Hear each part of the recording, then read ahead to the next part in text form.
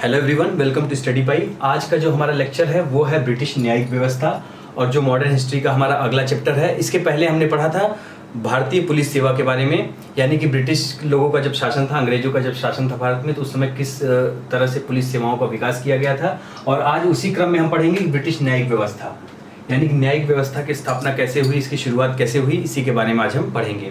जो भी हम आज न्याय व्यवस्था देखते हैं उसकी शुरुआत ब्रिटिश काल में ही हो चुकी थी। अब कैसे हुई थी इसके बारे में आज हम सारी चीज़ें पढ़ेंगे। तो इसमें हम क्या देखेंगे, उद्देश्य देखेंगे कि आखिर ब्रिटिश न्यायिक व्यवस्था का उद्देश्य क्या था, इसका विकास किस तरह से हुआ, किस प्रकार से हुआ, और उसके अलावा इसकी विशेषता क्या क्या थी। ठीक है, इसी के बारे में आज हम चर्चा करेंगे। तो सबसे पहले हम देखेंगे उद्देश्य। जो ब्रिटिश न्यायिक व्यवस्था थी उसका उद्देश्य क्या था। तो ब्रिटिश न्यायिक व्यवस्था का उद्देश्य क्या था, भारत में भू संपत्ति एवं राजस्व का जो हित था, राजस्व प्राप्ति का जो हित था, उससे परिचालित होकर, मतलब उससे प्रेरणा लेकर क्या हुआ, वारेन हेस्टिंग्स ने, याद रखिएगा, वारेन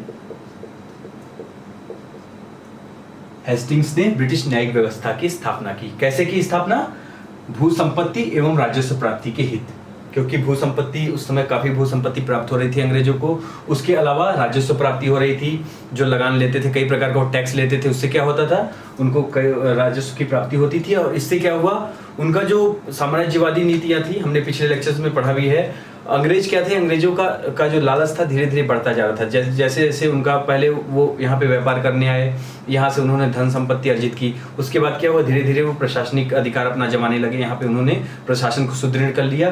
तो उसी क्रम में ही ब्रिटिश न्यायिक व्यवस्था की भी स्थापना हुई। और इसमें क्या हुआ, जब भू संपत्ति को उनको प्राप्त हुई, राजस्व की प्राप्ति हुई, तो उससे क्या हुआ, उसी क्रम में उन्होंने इसी के हितों को देखते हुए फिर ब्रिटिश न्यायिक व्यवस्था की स्थापना की, क्योंकि इसको सुचारू रूप से चलाना था। इसके लिए ब्रिटिश न्यायिक व्यवस्था की स्थापना करना बहुत जरूरी हो गया था। तो वारेन हेस्टिंग्स के काल में ही ब्रिटिश न्यायिक व्यवस्था की स्थापना हुई थी। अब हम देखेंगे इसका विकास। इसका विकास किस प्रकार से हुआ था।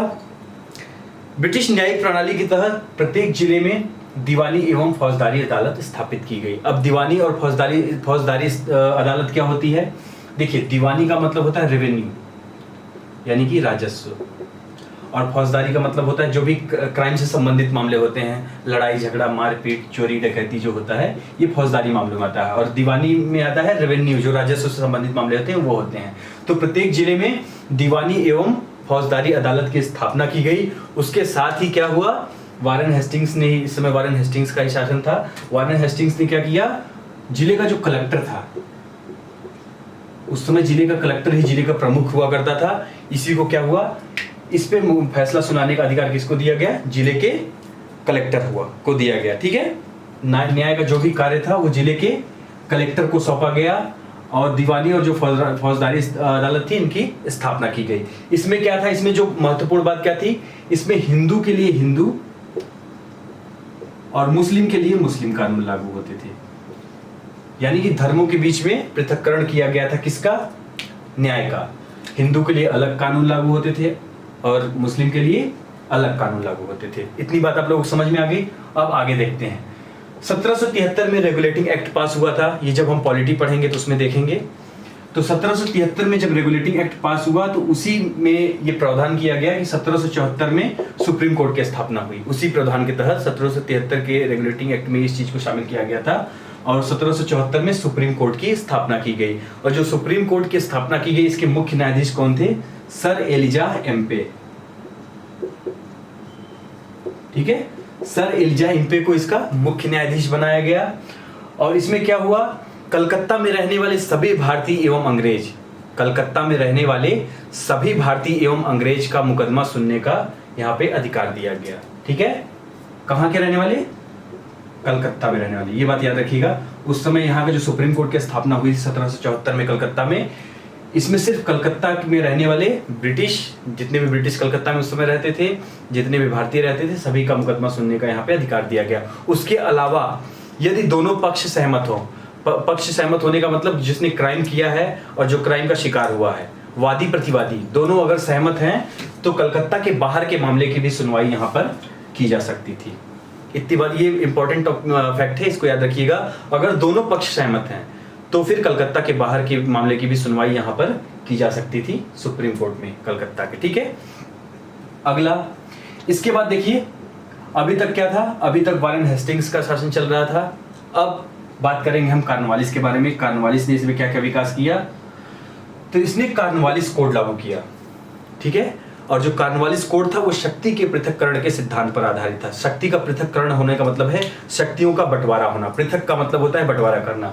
तो यहाँ पे शक्तियों का बंटवारा हुआ और कर प्रशासन एवं न्याय प्रशासन को अलग कर दिया गया। यानी कर प्रशासन जो था, रेवेन्यू का जो सिस्टम था वो अलग कर दिया गया, और जो न्याय का जो सिस्टम था उसको अलग कर दिया गया। दोनों प्रशासन को अलग अलग कर दिया गया। तो कर प्रशासन एवं न्याय प्रशासन को अलग कर दिया गया कॉर्नवालिस कोड द्वारा। इसमें शक्ति का पृथक्करण सिद्धांत लागू किया गया। शक्ति का पृथक्करण सिद्धांत मतलब शक्तियों का बंटवारा किया जाना। उसके अलावा फौजदारी मामलों में पश्चिमी अवधारणा को अपनाया गया। फौजदारी मामले हमने आपको अभी थोड़ी देर पहले ही बताया, फौजदारी मामले वो होते हैं जो रेवेन्यू से, मतलब ये दीवानी मामले होते हैं जो राजस्व से संबंधित होते हैं। फौजदारी मतलब कि जो अभी देखते होंगे आप लोग, चोरी डकैती मारपीट ये सब जो मुकदमे होते हैं ये फौजदारी में आते हैं। तो फौजदारी मामले जो थे उसमें पश्चिमी अवधारणा को लागू किया गया। और इसमें क्या हुआ, इसमें जो सबसे इम्पोर्टेंट चीज थी, हत्या के जो मामले थे, मतलब जिसमें हत्या, अगर कोई भी व्यक्ति किसी का हत्या कर देता है तो उसका निर्णय हत्यारे की भावना के आधार पर किया जाएगा। भावना के आधार पर मतलब है कि उस समय अपराधी जो है उसका इंटेंशन क्या था। अगर हम मान लीजिए कोई बहुत बड़ा हथियार लेके गया, मान लीजिए कोई अगर गन लेके गया है किसी को मारने के लिए, लेकिन उसका इंटेंशन उसको मारना नहीं था, उसको सिर्फ डराना था, तो वहां पे उसको कम सजा दी जाएगी। लेकिन अगर कोई अपराधी गन लेके गया है और उसको मारने का इरादा है, या गन न लेके कोई छोटा ही हथियार लेके गया है लेकिन उसको मारने का इरादा है, तो वहां पे उसको ज्यादा सजा मिलेगी। तो यहाँ पे फौजदारी मामलों में पश्चिमी अवधारणा को अपनाया गया। इसमें ये कहा गया कि अब हत्यारे की भावना के आधार पर दंड दिया जाएगा। हत्यारे की उस समय भावना क्या थी, उस समय इंटेंशन क्या था, वो किस प्रकार का क्राइम करना चाहता था, उसी के आधार पर अब सजा दी जाएगी। उसके अलावा जो मतलब जो भी शोषित किया गया था व्यक्ति, मतलब कि जिसकी हत्या हुई है, अगर जिसकी हत्या हुई है उसके पिता, पहले क्या होता था कि जिसकी हत्या हुई है अगर उसके पिता सुलह कर लेते थे, समझौता कर लेते थे, तो मामला वहीं पे दब जाता था, मामला खत्म कर दिया गया। तो जो पिता थे, हत्यारे के पिता के मतलब कि जिसकी हत्या हुई है, अगर उसका पिता माफ भी कर देता था हत्यारे को, फिर भी उसकी सजा कम नहीं होती थी, उसको सजा उतनी दी ही जाती थी। मतलब कि हत्या जो भी करता था, हत्यारे की भावना के आधार पर क्या किया गया, अस्त्र शस्त्र से नहीं, उसके अलावा मृतक के अभिभावक की इच्छा से क्षमा करने की व्यवस्था समाप्त कर दी गई। मतलब जो अभिभावक थे मृतक, जैसे किसी की हत्या हुई है, कोई मरा है, अगर उसके पिता ने उसको क्षमा भी कर दिया हत्यारे को, तब भी उसको सजा मिलेगी, क्योंकि अब पश्चिमी अवधारणा का विकास हो गया था कानून में। ठीक है, इसको किसने लाया, इसको लाया कॉर्नवालिस ने। ठीक है, अब हमने कॉर्नवालिस के बारे में देखा। अब हम देखेंगे विलियम बेंटिक के बारे में कि बेंटिक ने क्या क्या सुधार किए। बेंटिक की उपयोगितावादी विचारधारा बेंथम से प्रभावित थी। ठीक है, विलियम बेंटिक की जो उपयोगितावादी विचारधारा थी वो किससे प्रभावित थी, बेंटिक से प्रभावित थी। और बेंटिक ने क्या किया था, इसने क्या किया, सबसे पहले जो कानून में जो दंड दिए जाते थे, यानी कोई भी अगर अपराधी था उसको जो दंड दिए जाते थे, तो दंड को कम किया इसने, दंड को कम किया। मतलब जैसे कोड़े वोड़े मारा जाता था पहले लोगों को, अगर कोई अपराध कर देता तो उसको कोड़े मारा जाता था, ये सब इसने खत्म कर दिया। इसने खत्म इसलिए कर दिया गया क्योंकि ये उपयोगितावादी विचारधारा से प्रभावित था। और ये उपयोगितावादी विचारधारा किसके प्रभावित था, बेंथम के उपयोगितावादी विचारधारा से ये प्रभावित था। और इसी कारण से इसने कोड़े वोड़े लगवाने वाली जो प्रथा थी इसको समाप्त कर दिया। और इसका ये मानना था बेंटिक का कि अगर हम किसी अपराधी को सजा दे रहे हैं तो हम उसको, मतलब उससे बदला लेने की भावना से हम उसको सजा नहीं देंगे, हम उसको सुधारने की भावना से सजा देंगे कि आगे जो अगला जो अपराधी है उसको हम अगर और ज्यादा टॉर्चर करेंगे और ज्यादा मारेंगे तो और बड़े अपराध करने में वो डरेगा नहीं। लेकिन अगर हम उसको समझाएंगे, अगर उसको हम कम सजा देंगे तो शायद वो सुधर जाए। तो ये मानना था विलियम बेंटिक का। इसके अलावा बेंटिक ने क्या किया, सदर दीवानी एवं सदर निजामत अदालत की स्थापना की। कहाँ पर, इलाहाबाद में। इसने इसलिए स्थापना की क्योंकि उस समय लोगों को काफी दूर जाना पड़ता था, अदालतें काफी दूर दूर थी, तो आवागमन को कम करने के लिए, आवागमन की दूरी को कम करने के लिए इसने इलाहाबाद में भी सदर दीवानी एवं सदर निजामत अदालत की स्थापना की तथा मैकाले के अधीन विधि आयोग का गठन किया। लॉर्ड मैकाले के अधीन इसने विधि आयोग का गठन किया और इस विधि आयोग के तहत ही संहिता का गठन हुआ। मतलब संहिता बनाई गई, कोडिंग की गई और उसी क्रम में भारतीय दंड संहिता का विकास हुआ, जो आज हम देखते हैं आईपीसी देखते हैं, इंडियन पेनल कोड। तो आईपीसी के तहत क्या होता है, कई सारे जो भी अपराध किए जाते हैं उनके दंड का प्रावधान आईपीसी में आज दिया गया है। पॉलिटी पढ़ेंगे तो आप उसमें देखेंगे आईपीसी की धारा आपको पढ़ना पड़ेगा। तो आईपीसी की धारा जो शुरुआत हुई थी वो विधि आयोग के द्वारा हुई थी। इसमें मैकाले उसका मतलब प्रतिनिधित्व कर रहा था, ठीक है। तो भारतीय दंड संहिता के यहाँ पे विकास हुआ। इसके अलावा 1861 में उच्च न्यायालय अधिनियम पारित हुआ। 1861 में क्या हुआ, उच्च न्यायालय अधिनियम पारित हुआ, जिसके तहत जितने भी सदर अदालत थे, सदर अदालतें, पुरानी सदर अदालतें थी, उनको समाप्त कर दिया गया और कलकत्ता, बॉम्बे एवं मद्रास में अदालतों की स्थापना की गई, उच्च न्यायालयों की स्थापना की गई। कहां पे, कलकत्ता, बॉम्बे एवं मद्रास में, मतलब जितनी भी सदर अदालतें थी पुरानी उनको समाप्त कर दिया गया और कलकत्ता एवं बॉम्बे एवं मद्रास में अब उच्च न्यायालयों की स्थापना की गई। ये हुआ था 1861 में उच्च न्यायालय अधिनियम के तहत, ठीक है। उस समय विलियम बेंटिक थे। अब बात करेंगे विशेषताओं की कि आखिर जो ये ब्रिटिश न्यायिक व्यवस्था थी इसकी विशेषताएं क्या थी। आखिर कोशिश क्या की यहाँ पे, अंग्रेज के जो अधिकारी थे इन्होंने कोशिश क्या की, अंग्रेजों ने क्या कोशिश की, ब्रिटिश ने क्या कोशिश की भारत की न्यायिक व्यवस्था को सुधारने के लिए, और क्या दिखाया गया और आखिर था क्या, रियलिटी क्या थी और सामने दिखाया गया है। तो इनका क्या था, कानून का शासन।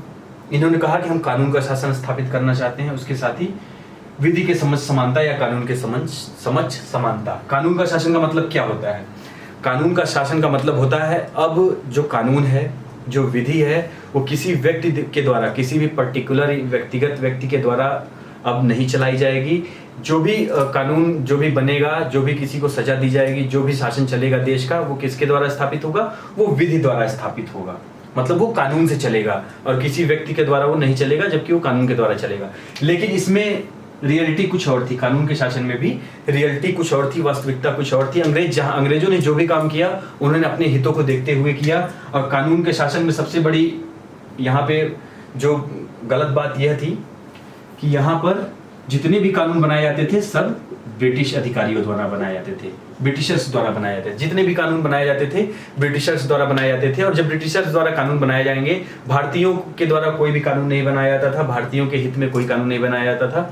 जो भी वहाँ पे कानून बनाया जाता था, जो भी विधि द्वारा जो भी गठित होता था, जो भी चीजें गठित होती थी, उसमें सिर्फ ब्रिटिश हितों का ख्याल रखा गया था। तो यहाँ पे कानून का शासन कहना इसको गलत होगा, क्योंकि ये पूरी तरह से जो औपनिवेशिक हितों में, औपनिवेशिक हित इसमें इन्वॉल्व था, ठीक है। तो यहाँ पे औपनिवेशिक हितों को ध्यान में रखते हुए सारे कानून बनाए गए थे। अब ये है विधि के समझ समानता या कानून के समझ समानता। इस बात को भी पूरी तरह से नकारा जा सकता है। विधि के समझ समानता का मतलब होता है कानून के लिए सभी व्यक्ति बराबर हैं, कोई भी रंग भेद नहीं किया जाएगा कि आदमी का जन्म कहाँ हुआ है, स्थान क्या हुआ है, उसका लिंग क्या है, व्यक्ति स्त्री है पुरुष है, कोई भी इससे कोई मतलब नहीं है। व्यक्ति बस सिर्फ विधि, मतलब जहाँ पे विधि लागू हो रही, जो जिस देश में कानून लागू हो रहा है उसके अंतर्गत आना चाहिए, उस एरिया में आना चाहिए।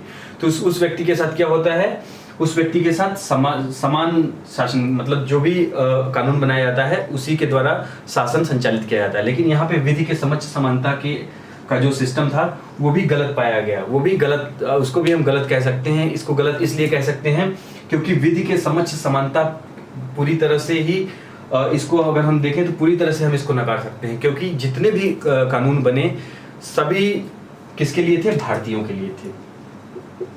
सभी कानून भारतीय लोगों के लिए थे। पूरी तरह से भेदभाव किया जाता था, अंग्रेजों को कम दंड दिया जाता था और भारतीयों को अधिक दंड दिया जाता था। मतलब नस्लवाद पूरी तरह से कायम था। इसी क्रम में एक केस भी हुआ था, उसके बारे में हम बात कर लेते हैं। इल्बर्ट बिल, इल्बर्ट बिल पारित हुआ था। इसमें क्या हुआ था, इल्बर्ट बिल में पारित हुआ, इसमें जो कानून पारित हुआ था, इसके तहत भारतीयों को भी अब अंग्रेजों के मुकदमे सुनने का अधिकार दिया गया था। यानी भारतीय न्यायाधीश भी अंग्रेजों के मुकदमे सुन सकेंगे। लेकिन इसका फिर क्या हुआ, ब्रिटिशर्स ने इसका विरोध कर दिया, जिसे श्वेत विद्रोह के नाम से जाना जाता है। श्वेत विद्रोह के नाम से जाना जाता है। और इसी क्रम में फिर ये जो इल्बर्ट बिल था इसको वापस ले लिया गया। तो यहाँ पे हम इसको विधि के समक्ष समानता भी नहीं कह सकते। इसी के साथ ही हमारा जो ब्रिटिश न्यायिक व्यवस्था का जो चैप्टर था वो समाप्त हो गया।